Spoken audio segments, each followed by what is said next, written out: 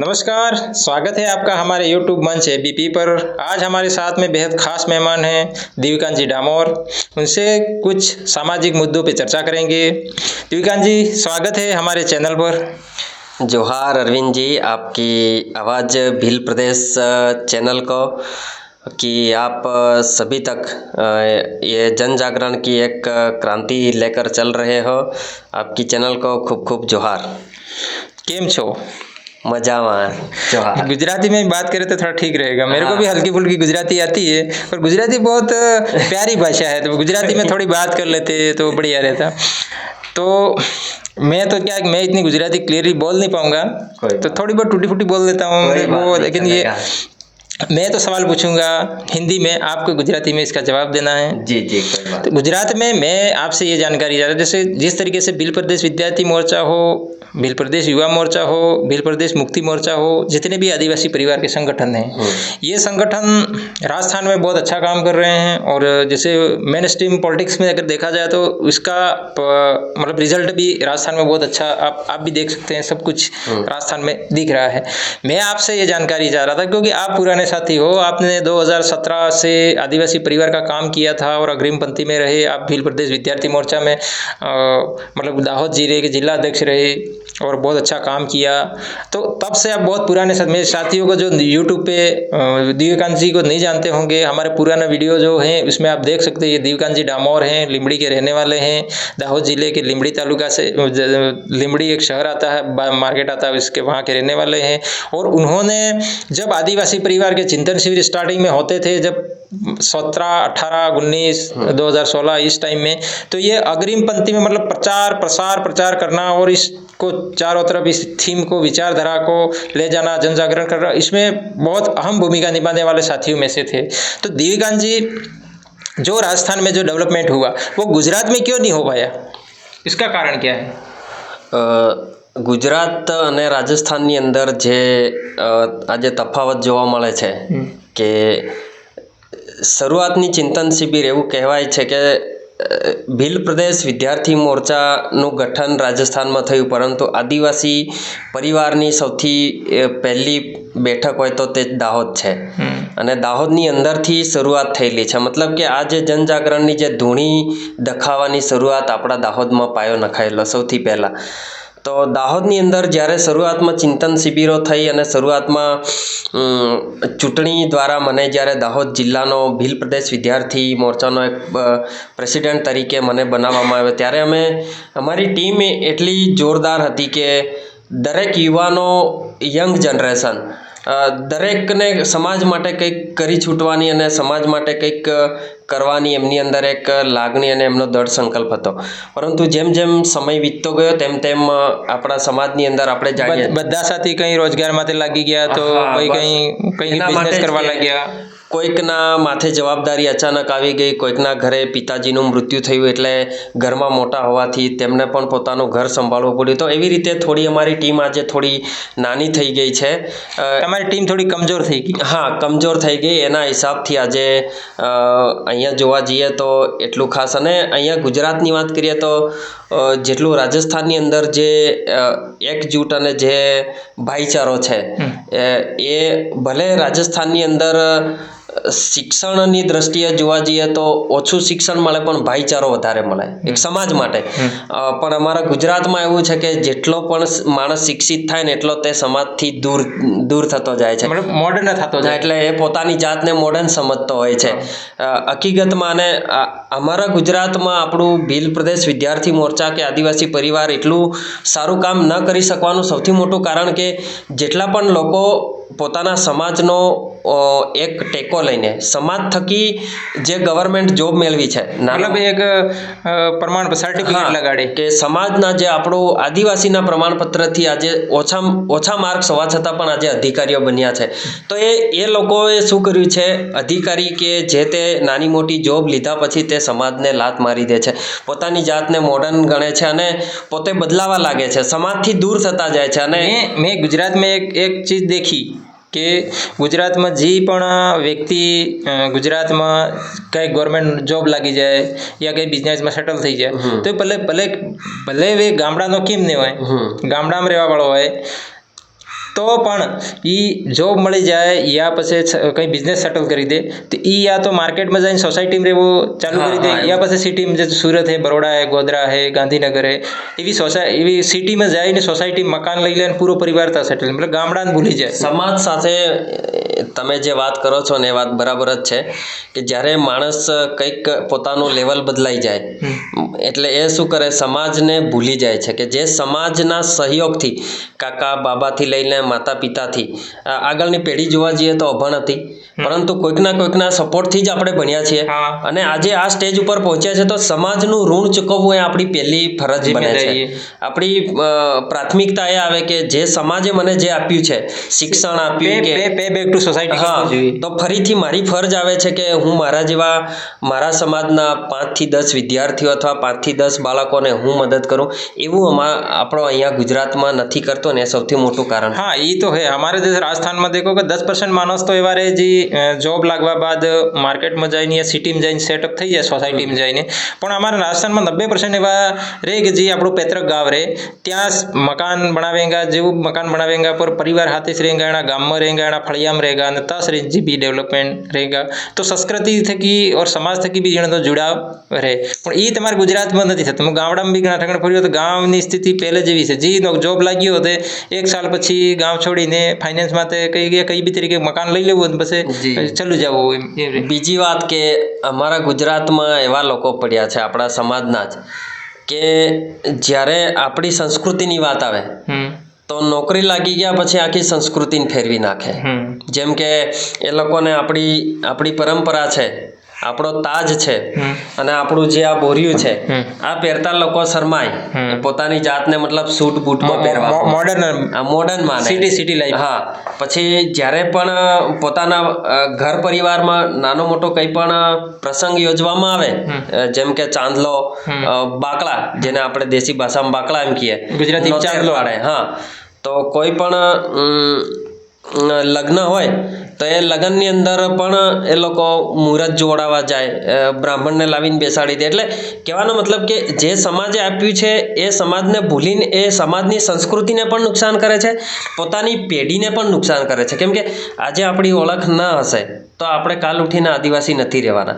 આપણે આદિવાસી ન હોઈશું તો આપણને જે હક અને અધિકાર મળ્યા છે, આપણે આ દેશના માલિક છીએ, એ બધી વાતો પછી આપણે જમીનના મૂળ માલિક છે, આપણી જે ગ્રામ સભાનો આપણો જે એક જોરદાર પાવર છે આપણી જોડે, અમુક બંધારણની અંદર અમુક જે કલમો છે, અમુક જે અધિકારો છે એ એટલા જોરદાર છે કે આખા વિશ્વની અંદર કોઈ જોડે નથી, એ માત્ર ને માત્ર આदिवासियों जोड़े है.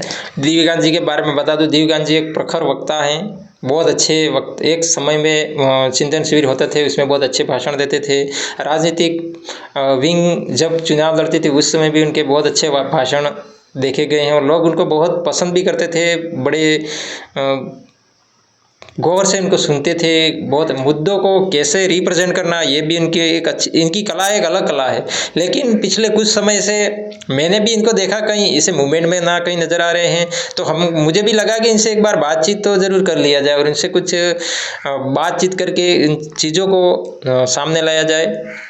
दिव्यकांत जी, मैं मेन मुद्दे पे आता हूँ कि जो यहाँ पे डेवलपमेंट हुआ वो जो डेवलपमेंट राजस्थान के बराबर नहीं हो पाया, क्योंकि ये तो स्टार्टिंग स्टेट था, ये कर्मभूमि, पहली प्राथमिक कर्मभूमि थी, तो यहाँ तो इससे भी बेहतर होना चाहिए था, लेकिन यहाँ नहीं कर पाए. और जहाँ पे लेट स्टार्ट किया था वहाँ पे आज मतलब अच्छा डेवलपमेंट हो गया है, वहाँ पे अच्छी संगठन भी मजबूत है, सारी विंगें अपना बखूबी काम कर रही है. तो उसके पीछे जो मेन जो मुख्य कारण थे वो क्या रहे? રાજસ્થાનમાં જે સફળતા મળી છે આદિવાસી પરિવારને અને ગુજરાતમાં જે નથી મળી એનું મુખ્ય કારણ જો હું જણાવું તમને તો ધરાતલ ઉપર જ્યારે જમીની સ્તર ઉપર કાર્ય કરવાની વાત આવે, રાજસ્થાનની અંદર જ્યારે ગવર્મેન્ટ કર્મચારી પોતાનું ઋણ ચૂકવે છે સમાજ માટે, એ લોકો પોતે લડત આપે છે અને પોતે પોતાની ફરજ નિભાવે છે. જ્યારે અમારા ગુજરાતના શિક્ષકો અને કર્મચારીઓ કેવા છે કે એ ડરે છે પ્રશાસનથી. એક એવો ગુજરાતની અંદર પ્રશાસન અને પોલીસનો એક એવો હાવ નાખી દેવામાં આવેલો છે કે પોલીસ આવે એટલે મતલબ કે એમ એવું એમ ખોફ એમ ખોફની અને જિંદગી જીવે. લોકો પણ એવા થઈ ગયા છે કે કંઈ પણ થાય આપણે સમજોતો કરી લેવાનો, પણ એમની સામે લડવું નહીં એમ. અને લડીએ તો સામે ભોગવવાનું ઘણું બધું આવે, અને પરિવાર સાથે આવું થાય, મતલબ કે પરિવારને નુકસાન થાય એવું નહીં કરવાનું. એટલે એવી ઘણી માનસિકતાઓ છે કે જે લોકોને નબળા કરે છે. ખરેખરમાં ક્રાંતિ લાવવા માટે તો બલિદાન તો આપવું જ પડવાનું છે. वो तो किने न किने आपको છે. આપણા પૂર્વજો જેમ કે દેખો, ભીલ પ્રદેશ બનાવવા માટે માનગઢની અંદર 1507 કહેવાય છે, પણ ખરેખર 1507 થી પણ વધારે છે, બરાબર. एक्चुअल आंकड़ो तो किने भी पता હા, તો એવો તો આપણે પાલધડનો છે, બરાબર છે. એવો તો કેટલાય છે કે જે આપણા કિસ્સાઓ સામાજિક વિજ્ઞાન, સોશિયલ સાયન્સમાં ભણાવવામાં જ નથી આવતા. આદિવાસીઓનો જે ઇતિહાસ છે, તો ખરેખર આપણે જાગૃત થઈશું તો જ આપણો ઇતિહાસ ભણાવાશે ને. હા, वो तो અને બીજી વાત કે આપણો ઇતિહાસ નથી જાણતા ને એટલે જ આપણે ચૂપ છીએ. આપણા બાપ દાદા, આપણા પૂર્વજો કેટલા ખૂંખાર હતા આપણી માતૃભૂમિ માટે, આપણા જમીન અને જંગલને, જળને લઈને કેટલા અગ્રેસિવ હતા, કેટલા એકજૂટ થઈને રહેતા હતા. એ વસ્તુ આજે લોકોને ખ્યાલ નથી ને એના કારણે જ આજે સમાજ ખરેખર નથી. અને બીજી વાત કે બંધારણની અંદર કેટલું જોરદાર પ્રાવધાન છે આપણા માટે, આદિવાસીઓ માટે, એ શાળાઓમાં ભણાવવામાં નથી આવતું. ना, ये तो है. मतलब आज मैं भी एजुकेशन सिस्टम के बारे में देखता हूँ तो वो जो स्कूल में संविधान के किसी भी आर्टिकल के बारे में बच्चों को 1 से लगा के 12 तक की पढ़ाई में कभी भी संविधान नहीं पढ़ाया जाता है. ऐसी चीज़ें पढ़ाई जाती है, कई सारी चीज़ें जिसको बोलना ठीक नहीं है, लेकिन जो जो जरूरी चीज़ें संविधान को रियली में संविधान पढ़ना बहुत जरूरी है. लेकिन कभी संविधान का छोटा मोटी पढ़ा देते हैं, प्रियम्बल पढ़ा देते हैं. बाकी जो मेरा तो जहाँ तक मानना है, जितने आर्टिकल है सारे आर्टिकल को बेसिकली तो पढ़ा दिया जाए. बच्चे को ये तो पता होना चाहिए कि इतने आर्टिकल हैं और ये आर्टिकल ये कहता है, इतनी तो जानकारी होनी चाहिए. આપણે જાણીએ છીએ કે ભારતનું ભવિષ્ય ક્લાસરૂમની અંદર ઘડાય છે, બરાબર છે. આખી દુનિયા જેવું જ કહે છે કે કોઈ પણ રાષ્ટ્ર હોય એનું ભવિષ્ય યુવા પેઢી જ ઘડી શકે. પણ આ યુવા પેઢીને તમે સાચું નોલેજ કે સાચું માર્ગદર્શન, કે આપણો દેશ બંધારણથી ચાલે છે, અત્યારે આ 1-2 દિવસ થયા છે બંધારણ દિવસ મનાવ્યો, બરાબર છે. તો બંધારણ દિવસ ખાલી મનાવવા પૂરતો મનાવે છે. હકીકતમાં બંધારણ દિવસ કેવી રીતે મનાવવો જોઈએ? તો મારું એવું કહેવું છે કે 1 અઠવાડિયાથી બંધારણ દિવસ આવે એના 1 અઠવાડિયા પહેલાંથી બંધારણ એક આખું વીક યોજવામાં આવે, અને પહેલેથી લઈને બંધારણના આમુખથી લઈને છેલ્લા પાન સુધી બંધારણને બાળકોને સમજાવવામાં આવે કે બેટા તમારો બંધારણ પખવાડા ચલાવે. હા, કે તમારા જોડે અન્યાય થાય તો તમે આ કલમનો યુઝ કરી શકો. જેમ કે આજે આપણા દેશમાં મહિલાઓ સુરક્ષિત નથી, બરાબર છે.